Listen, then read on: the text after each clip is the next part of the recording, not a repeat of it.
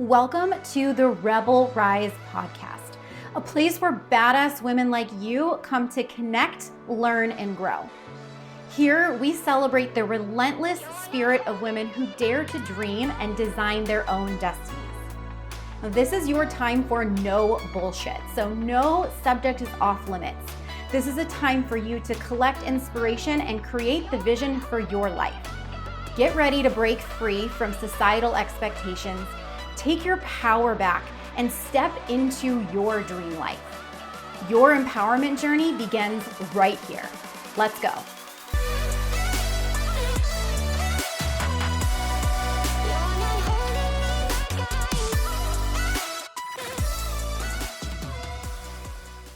Welcome to the Rebel Rise podcast. I am so excited that you decided to join us. This is our first ever episode. So you guys are going to be learning along with me in this process, which I am so excited about. We're always looking to learn and grow, as you all know from connecting with me here or on any other platform that you've connected with me on. But I am really excited for this first episode because we have somebody here today who is not only just an amazing entrepreneur, she's pretty much good at everything that she does. And she's also a very close friend of mine. And today we're going to be discussing finding balance in being an ambitious woman and also still feeding into your spiritual side. So we have with us today, Miss Rena Espinoza. Hi, Rena. How are you? Hi, I'm doing well. Thank you so much for having me. I'm really excited to be here. Yeah, thanks. So I'm excited to have you here, and I'm really excited to discuss this topic with you because I know that this is something that you are so good at. And I've watched you do this personally for years. Like, you are such an ambitious woman, and anything that you set yourself out to do, you seem to smash and accomplish with no problem. So let's start today with just having you tell everybody a little bit about your background, about yourself, and where you're at today.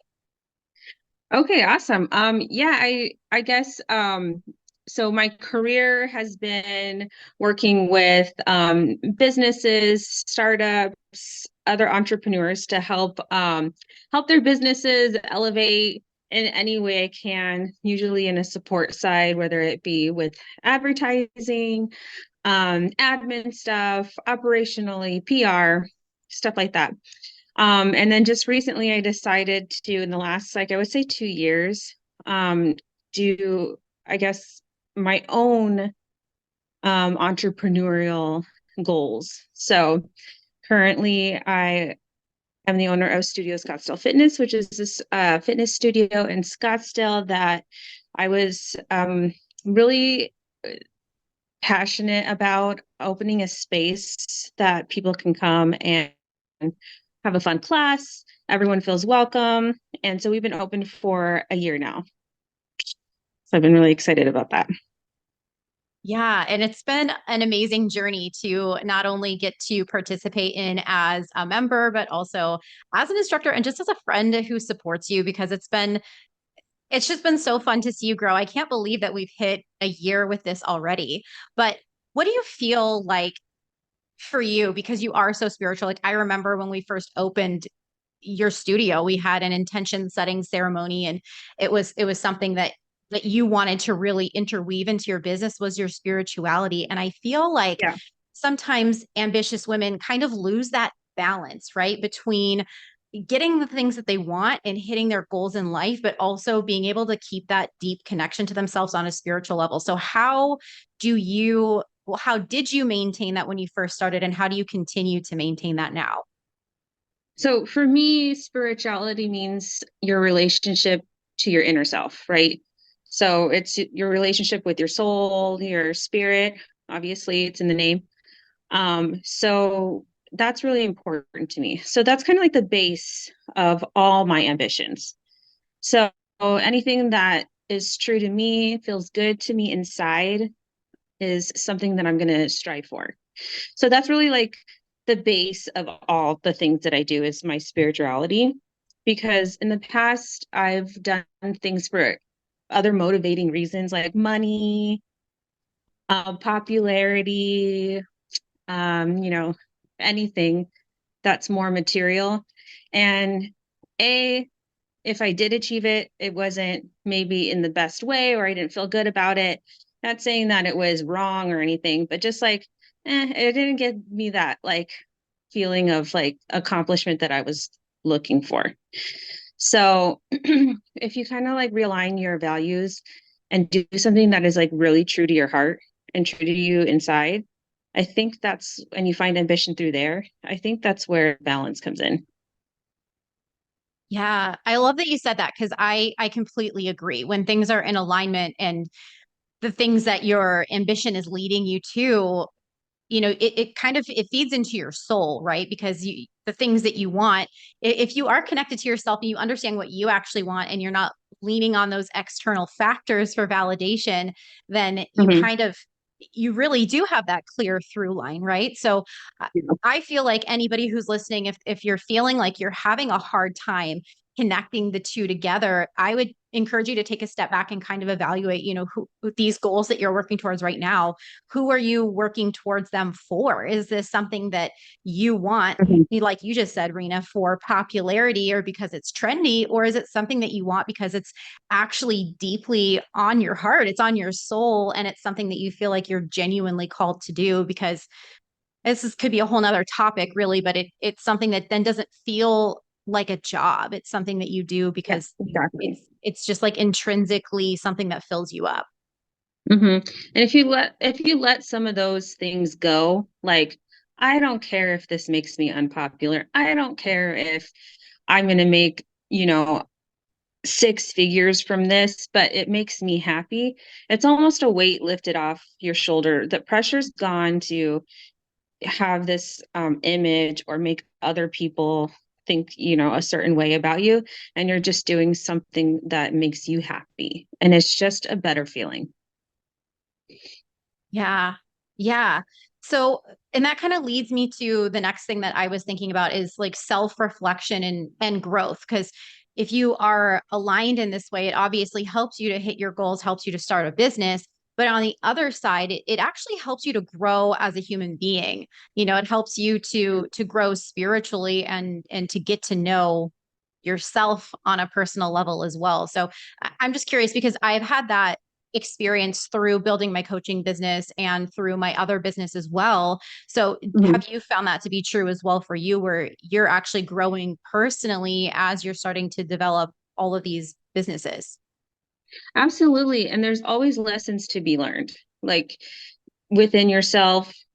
Um, for me, I learned that a lot of my struggles come from doubting myself and fear. Mm. And those are constant things that I'm working on. And they show up all the time in different ways, right? In this journey. Yeah. So yeah, it's just like you're growing, but you're growing yourself, which is and your business. So it's almost like the best part when you lead your ambitions with your spirituality. Yeah. Yeah. And you just also said something that's interesting is because as women, really anybody, we have limiting beliefs, we have fears that hold us back. And no matter how much you work on them, you're always somewhere deep inside kind of worried about how other people will receive you. So how do you continue to lead with independence, right? And stay in alignment with yourself and kind of put yourself in check because it's so easy. I have to check myself all the time. It's so easy to just hide and decide like, oh nope, I'm not doing this today. This got in the way. Now I'm too busy, right? Like even showing up to something like this, knowing that it's our first episode ever, we didn't have really a solid plan. If I'm being honest, right? I just said this is going to be a conversation, right? So it could have gone either way, and either of us could have absolutely backed out of this today quite easily. So what is it for you? And I'll share a little bit as well, but what is it for you that keeps you pushing through that fear? Because I think that's a really important thing. For me, it's a constant conversation with myself. Like, just trust the process. I have to tell myself, just trust it. You know, Sometimes I have to talk to my friends and be like, oh my gosh, I feel so overwhelmed. I don't know what I'm doing. And then they kind of pull me back down to earth, like, you're overreacting. This is fine. Everything's going fine. And most of the time, like they're absolutely right. Like I'm freaking out for no reason. So it's just having those conversations with yourself, finding friends or a mentor or someone else in your space that you can relate to talk to is really important. I think just to even just let out what your concerns and fears are. Maybe they're not going to get resolved in that moment, but at least you have it out there and you're like, okay, I just said it. It's out there. I have like almost a release from saying it out loud. And then another thing is just having faith, like just being hopeful that things are going to be okay. You're going to resolve it. You're going to push through it. And then once you do, then you're like, oh my gosh, what was I even talking about? That was no big deal. Yeah.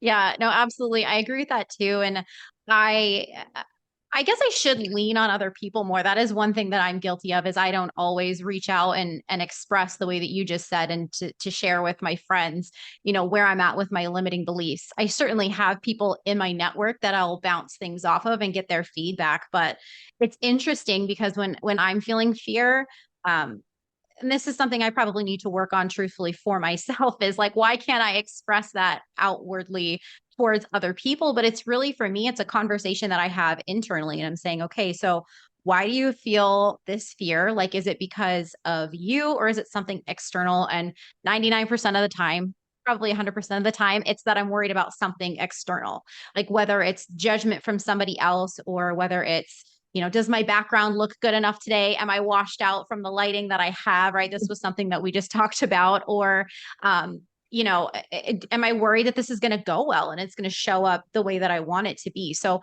once I work through that, I also remind myself of why I'm doing it to begin with. Like, and that goes back to what we already talked about, is this for somebody else or is it for you? Because when it's for you, even if you want to be of service to others, like as a coach, we get caught up a lot. And I'm sure it's the same owning a fitness studio.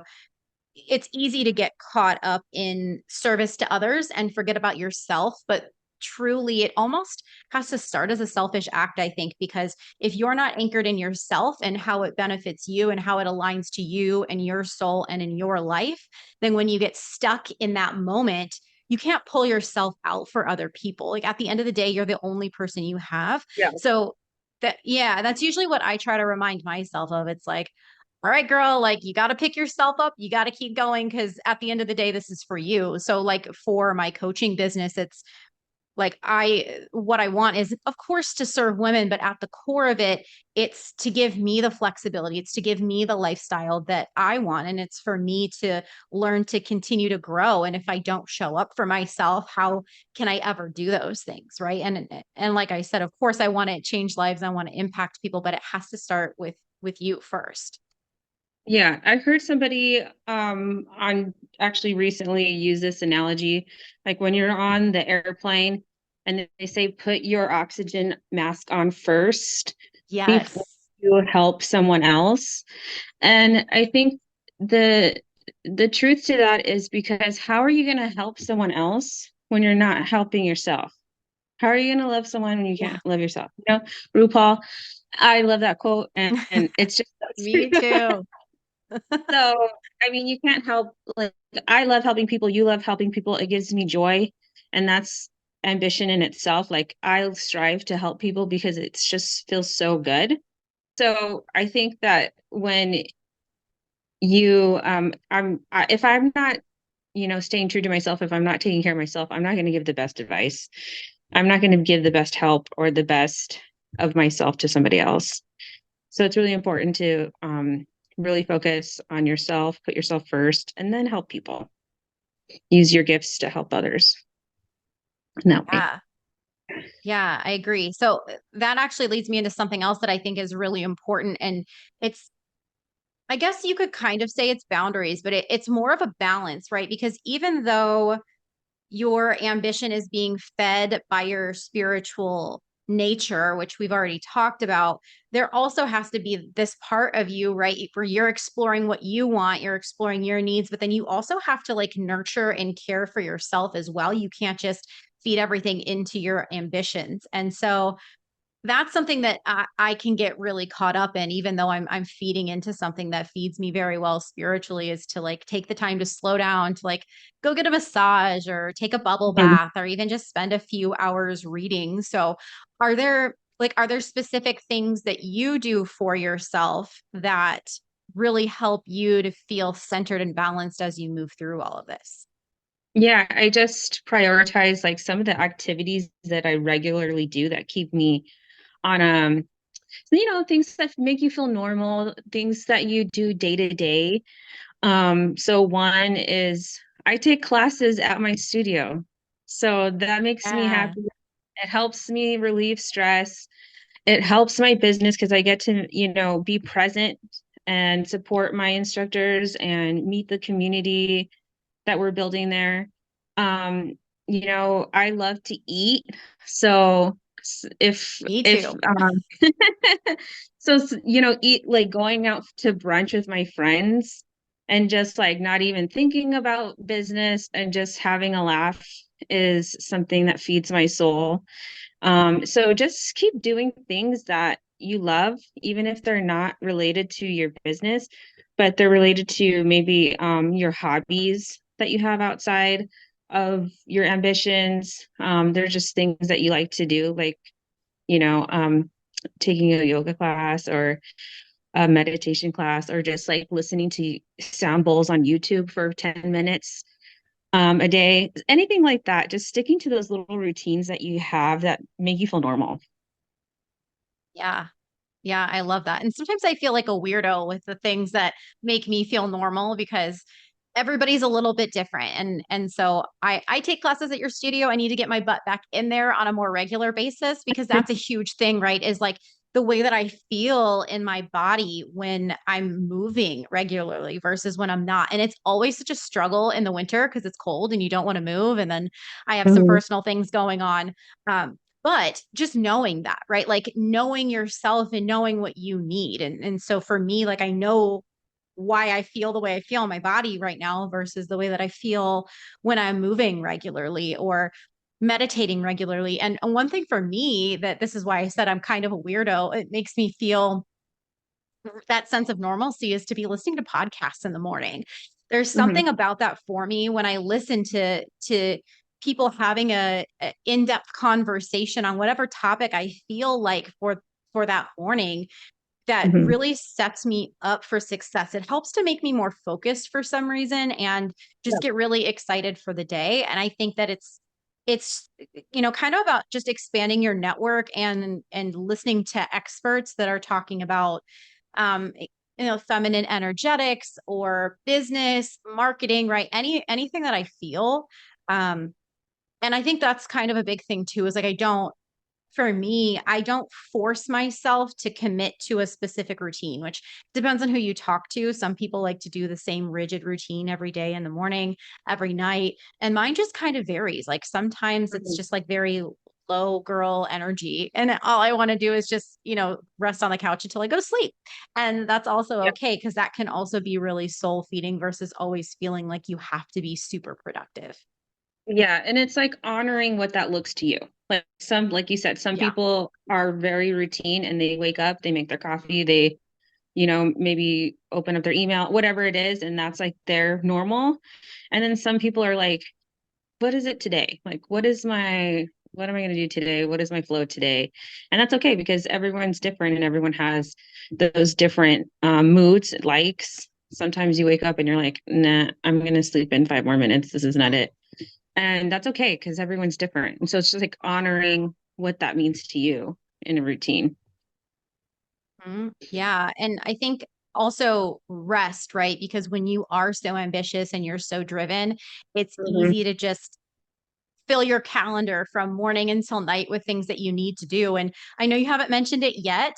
And if you don't by the end, I'm going to plug it for you. But you actually have other small businesses that you focus on, right? Like similar to me, I've got a few things happening in my world Yeah. as well. And so it's really easy by the time you have commitments for each business and personal things like you're about to have a baby, which is so exciting, but I'm sure that that is like there's so much happening because you're due in just a few weeks, but trying to get that handled and connect with friends and with family to fill your cup up in that way. And so really just being able to honor the fact that just because you are resting for a few days, it doesn't affect your ambition. If you stop meditating for a few days or you stop going to yoga for a few days, it doesn't mean that all of a sudden you're lacking spirituality, but the consistency, the fact that you do those things more often than you don't, I think is the real key in having that balance.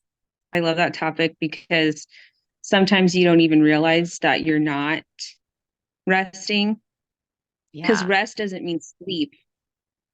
It means rejuvenating your body, resetting. So just because you go to bed at night doesn't mean you're getting the enough rest. Yeah. Sometimes your mind doesn't even go to rest when you sleep, right?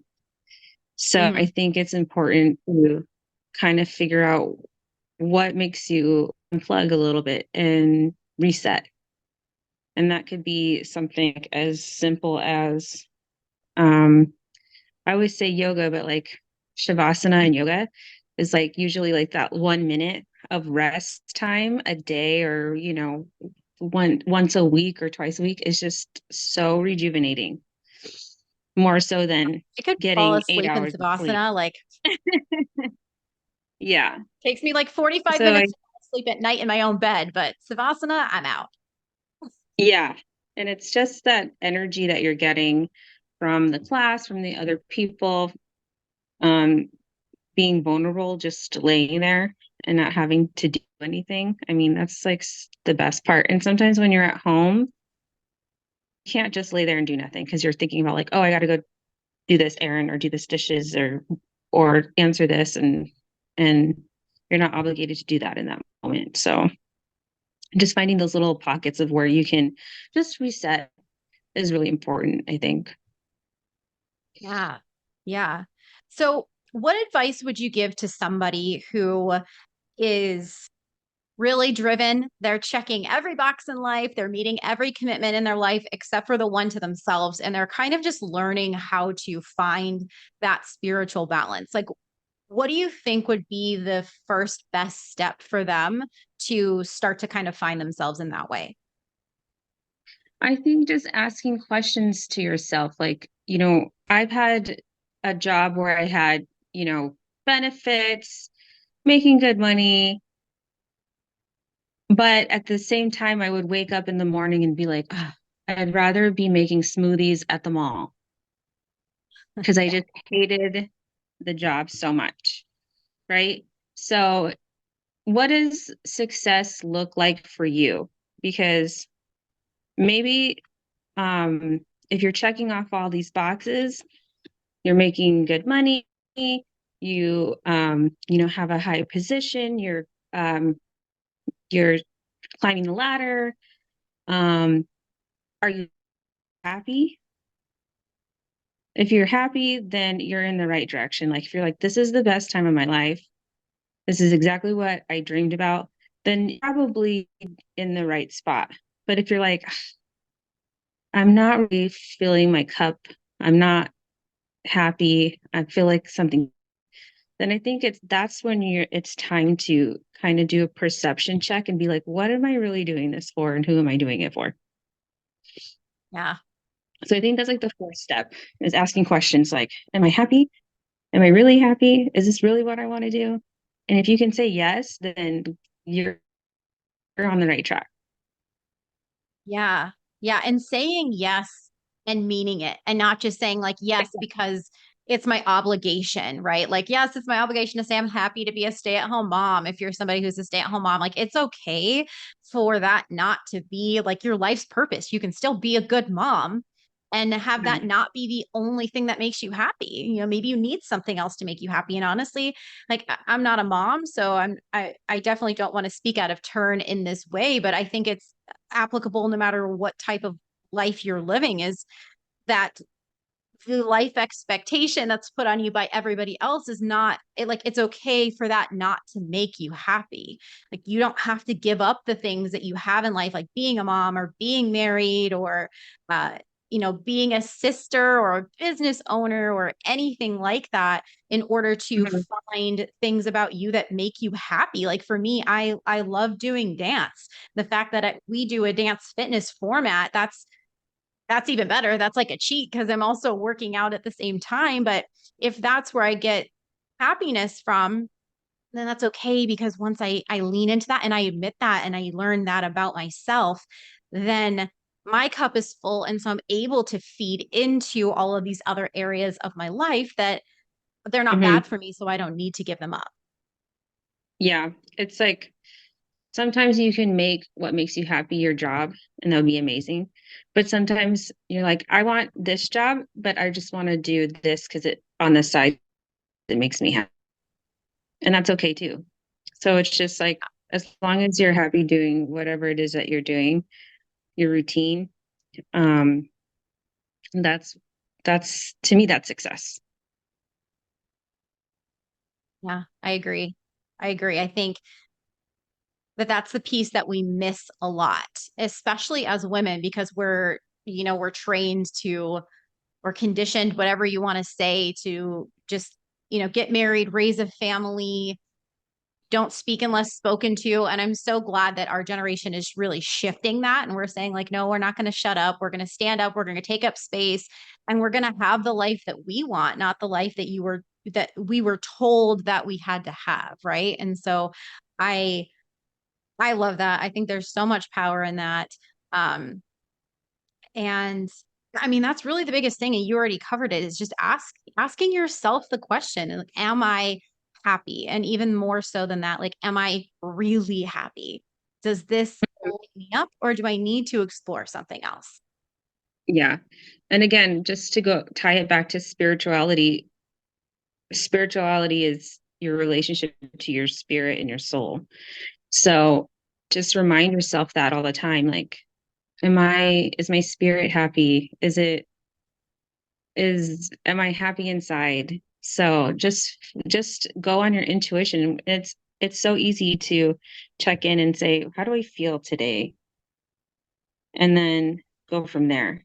It's just that easy. So I encourage everyone to just kind of do a self check. Am I happy today? What's going to make me happy today? Sometimes getting Starbucks is going to make you happy. You're like, I just need a coffee.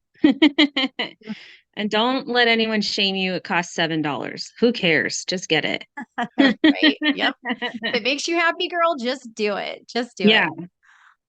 exactly. Yeah. I always like to ask myself the question, like, and I pose it to the universe. I say, universe, show me how amazing life gets to be today, or show me how exciting life gets to be today. Because it really puts me in the frame of mind that, like, nothing is stressful. I get to hang out in my feminine energy and connect to myself all day long, but I get to choose my experience as well. Right. And so if in that question, I say, show me how amazing life gets to be today. If to me feeling amazing is getting that $7 Starbucks, then I'm going to go get that Starbucks because that's what's required for me to feel amazing from the time that I wake up until time I go to sleep, instead of saying, oh, I can't afford that, or somebody's going to judge me, right? Shame me for Mhm. spending $7 on my Starbucks. So, but that's the question that I like to ask myself. So I love that.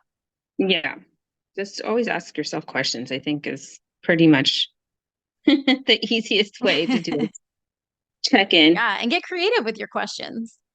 Yeah, and also I like to mention because I kind of like steer away from this, but like just whoever in the universe you like to talk to them. Yeah. So if whether it's God, if it's your grandma that passed away, it's imaginary friend, it's just the universe. Like it's okay, just talk to because sometimes when you're talk, it's awkward to talk to yourself. Then just talk to whomever is out there that you feel can hear you or you wish to hear, or write in your journal and say, I know I've been told this um like for instance my grandma. I'll just write, hey grandma, today was rough, wish you were here. But like sometimes that just makes you feel better. who knows if they hear you or not? I mean, whatever you believe in, but even writing things down in that way can help. Yeah. Yeah, I love that. When I write letters to my loved ones that have passed, I also like to burn it. It's like a Yeah. kind of like a release to send it up to the heavens. Or again, it's whatever you believe. If that feels too woo-woo, too weird for you, you can just leave it in your journal. But that's kind of what I like to do because then it's like for our eyes only. It's not like I'm Yeah. throwing it in the trash later for somebody to see in a notebook later. And so that's just a piece that I always like to do to kind of seal those messages. Oh, yeah. Absolutely. Like, it's just your personal message to whomever, if it's yourself, whoever it is, it's like stays with you in that moment. So that's really beautiful. Yeah. Yeah. It feels powerful to do. It's always fun to watch it burn down to the embers and kind of glow. Like I feel like that's just, I don't know. There's just something that feels magical about it once it's down to a glow. I don't know if that makes sense to you, but that's, Yeah. Hmm. yeah. Absolutely. Yeah. So before we wrap up, I want to, because all you mentioned was Studio Scottsdale Fitness, but I want to make sure that anybody who's listening knows how they can connect with you, Rena, but also the other offerings that you have. So if you guys are in the fitness world, you may also follow her other Instagram account, which is Dance Fitness AZ.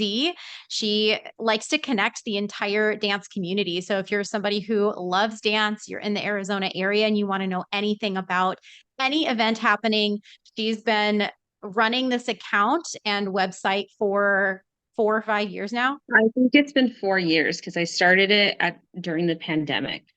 So maybe Yeah, that's maybe right. it was like 3 years, 3 or 4 years now, something like that.